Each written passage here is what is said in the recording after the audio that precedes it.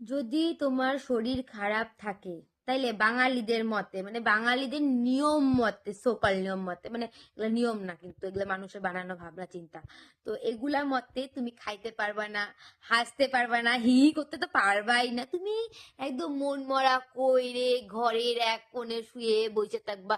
বসে থাকলেও তুমি মোটামুটি ভালো আছো, শুয়েই থাকবা, ঠিক আছে। যদি বাই এনি চান্স তুমি হাইসার দিলা, তাইলে তুমি ঢং করতেছো, বুঝলে, ঢং। ধরো তুমি বাইরে কোনো সময় গেলা, তাইলে যখন তুমি ওই ধরো একটু চুলটা আঁচড়াইলা, একটু তেল না দিয়ে একটু, মানে তেল দেওয়া চুলটা একটু আঁচড়াইলা, একটু লিপ বাম লাগাইলা, তাইলে তুমি নাটক করতেছো ভাই, তোমার শরীর কোনো খারাপই না। আর ধরো তুমি কারোর সাথে কথা বলার সময় তাকে বোঝাইতে চাও না যে তোমার সর্দি জ্বর শরীর খারাপ কোনো কিছু, আর তুমি তার সাথে যতটা পারো নিজের বেস্ট দিয়ে সুস্থভাবে কথা বলতেছো, তাহলে তোমার থেকে বড় অ্যাক্টার আর কেউ নেই ভাই। তুমি তুমি বিশাল বড় অ্যাক্টার ভাই, বিশাল বড়, ঠিক আছে।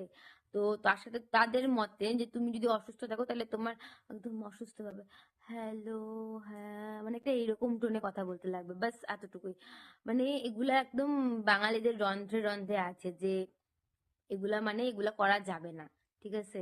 এক সেকেন্ড দাঁড়াও, আমি একটা ফোন আসতেছে, বাকিটা ডায়লগ পরে দিতেছি। হ্যালো, হ্যাঁ।